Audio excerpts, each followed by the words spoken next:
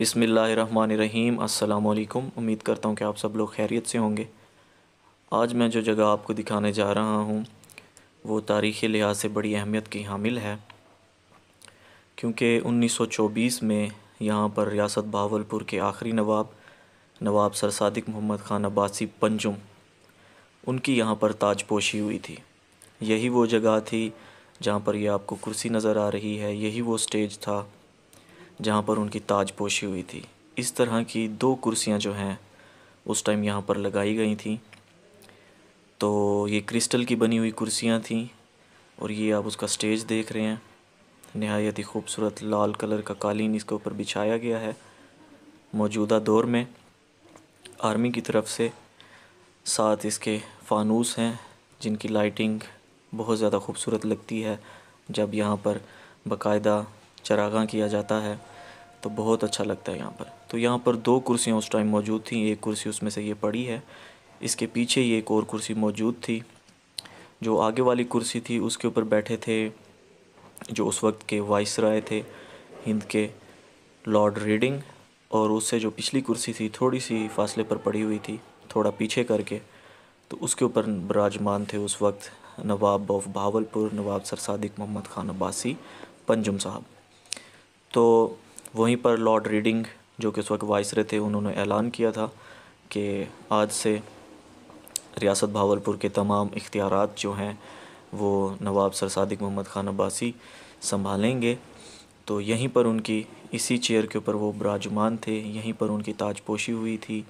और बरतानवी हुकूमत की तरफ से जो एक तलवार दी जाती थी हर उस बंदे को जिसको अख्तियारात तफवीज़ किए जाते थे, तो यहीं पर लॉर्ड रीडिंग ने खड़े होकर नवाब साहब को वो तलवार उनकी कमर पर बांधी थी, उनको पेश की थी वो तलवार।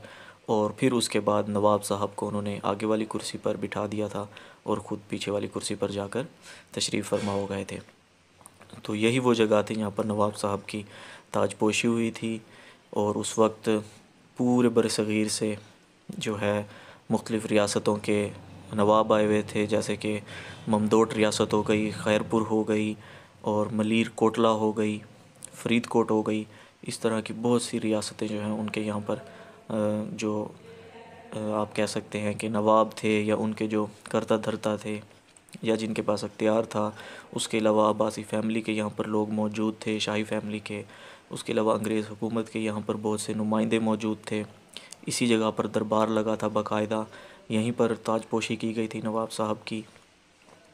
उसके बाद नवाब साहब ने जो है अपना जो दौर है उनका वो बड़े ही एहसन तरीके से उन्होंने निभाया, लोगों के फ़लाह के काम किए, लोगों के काम आए, लोगों के लिए अस्पताल कायम किए, लोगों के लिए स्कूल बनाए, कॉलेजेस बनाए। उसके बाद हमारी यूनिवर्सिटी जो होगी इस्लामी यूनिवर्सिटी ऑफ बहावलपुर, जो उस वक्त जामिया अब्बासिया के नाम से जानी जाती थी, उसका संग बुनियाद रखा उन्होंने। अब अगर हम इस हॉल की बात करते हैं तो ये हॉल जो है तकरीबन 1872 में बनाया गया था ये हॉल। और नवाब साहब के जो दादा थे नवाब सर सादिक मोहम्मद ख़ान अब्बासी चाहारों, उन्होंने ये महल बनवाया था। उसके अंदर ये एक बड़ा ही ज़बरदस्त किस्म का हॉल बनवाया था उन्होंने 1872 में। तो ये नीचे इसके इर्द गिर्द जो है आप देख रहे होंगे कि गैलरीज़ हैं, चारों साइडों पे गैलरीज़ बनी हुई हैं। और इन गैलरीज़ के अंदर जो है वो रियासत बहावलपुर के तो जो नवाब रह गए हैं 1725 से 1955 तक, वो उन सब की तस्वीर लगी हुई हैं। नीचे जो आप फ़र्श देख रहे हैं ये नहायत ही उम्दा बनाया गया है, आर्मी की जानिब से नया बना है, क्योंकि ये काफ़ी ख़राब हो गया था। उसके बाद इसको दोबारा से बनाया गया है। ऊपर जो फ़ानूस हैं वो नए लगाए गए हैं। अगर आप इसकी छत देखते हैं तो नहायत ही खूबसूरत छत है, मुख्तलिफ़ रंगों से इसको बनाया गया है, बहुत ही मेहनत हुई है इसके ऊपर।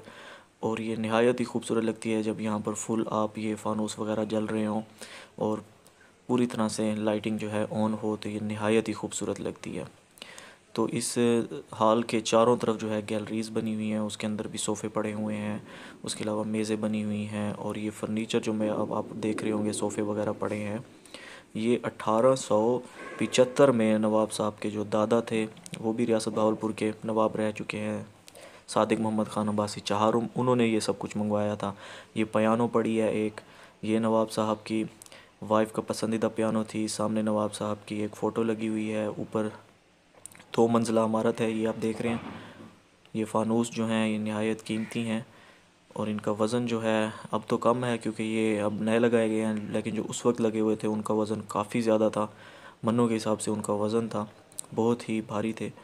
तो ये ऊपर से आप इसकी लोकेशन देख रहे हैं, ऊपर से आप इसकी स्ट्रक्चर देखें, नहायत ही खूबसूरती से इसको बनाया गया है।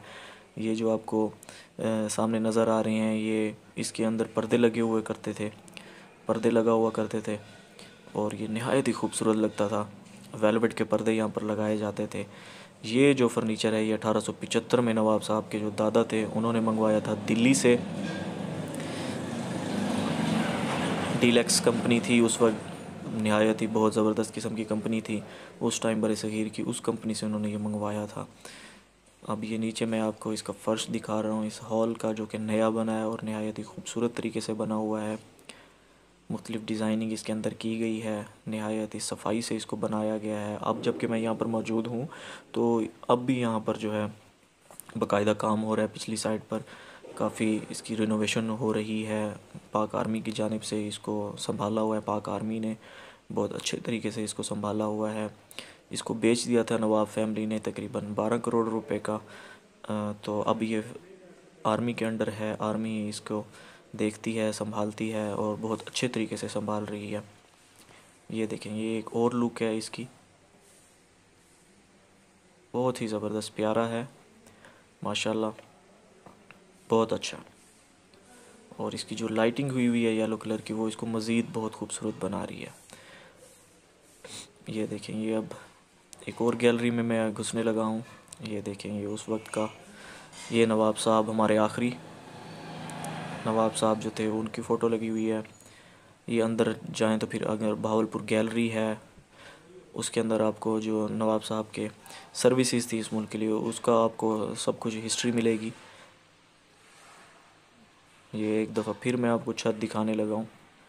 नहायत ही खूबसूरत ही छत बनी हुई है, बहुत ही ज़बरदस्त तरीके से बड़ी मेहनत के बाद ये छत मुकम्मल हुई है और अल्हम्दुलिल्लाह अब भी बहुत अच्छी हालत में मौजूद है।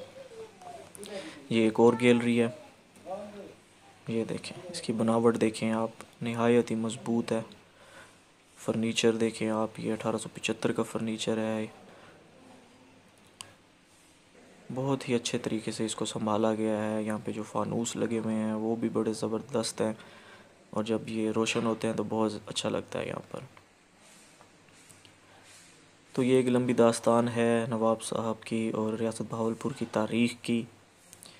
तो नवाब साहब जब बने थे नवाब, उसके बाद जो है उस वक्त के जो गवर्नर थे पंजाब के लुइस डीन, वो यहाँ पर तशरीफ़ लाए थे।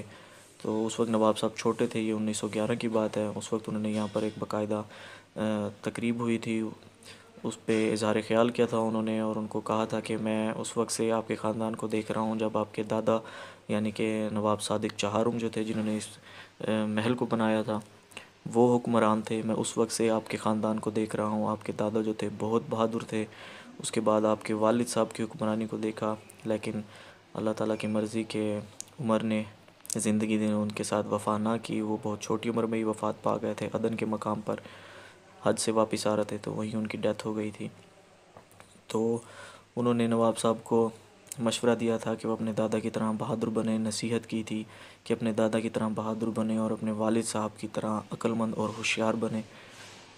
तो बेशक उनके दादा की और उनके वालिद साहब की जो जीन्स थे माशाल्लाह वो नवाब साहब में दोनों इकट्ठे आए और नवाब साहब ने वो तरक्याती काम किए, वो पाकिस्तान की खिदमतें की कि उनको ख़ुद कायद-ए-आज़म मोहम्मद अली जिन्ना ने मोहसिन पाकिस्तान का लक़ब दिया। ये बहुत बड़ी बात है। ये इस हॉल का बैकग्राउंड है, पिछली साइड पे बैक में एक गैलरी है वो मैं आपको दिखा रहा हूँ, नहायत ही खूबसूरत। और ये जो आप खिड़कियाँ वगैरह देख रहे हैं ये उसी दौर की हैं, 150 साल तकरीबन पुरानी है ये। अभी भी यहाँ पर काम हो रहा है तो वक्फ़े से जो है यहाँ पर रेनोवेशन होती रहती है। यहाँ पर अब डिफरेंट तकरीबात भी होती रहती हैं, शादियाँ भी लोग करते हैं यहाँ पर, वलीमे भी करते हैं यहाँ पर। तो उससे जो आमदनी हासिल होती है वो यहाँ इसकी रेनोवेशन के ऊपर लगाई जा रही है। तो बहुत अच्छे तरीके से इसको जो है पाक आर्मी ने संभाला हुआ है। नहायत ही शानदार और बहुत खूबसूरत बना हुआ है। अब तक अब्बासी दौर की जो इमारतें यहाँ पर मौजूद है उनमें से सबसे खूबसूरत इमारत जो है वो यही है। ये देखें, ये एक और गैलरी है। ये जितने भी आपको सोफ़े नज़र आ रहे होंगे यहाँ पर लगे हुए गैलरीज़ में, ये सारे ही 1875 के बने हुए हैं और इस वक्त इंतहाई ख़स्ता हालत में है, लेकिन उनको किसी न किसी तरीके से महफूज बनाया गया है। यहाँ पर किसी को बैठने की इजाज़त नहीं है क्योंकि ये बहुत कमज़ोर हैं, इसलिए एक एंटीक के तौर पर इनको महफूज किया गया है। तो ये नवाब साहब की निशानियों में से एक निशानी थी, मैंने आपको दिखाई है जो। तो यहीं पर नवाब साहब की ताजपोशी हुई थी 1924 में।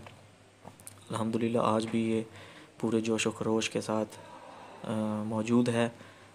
और अगर अभी तक आप लोगों ने हमारा चैनल सब्सक्राइब नहीं किया तो काइंडली इस चैनल हमारा सब्सक्राइब कर लें। बहुत शुक्रिया।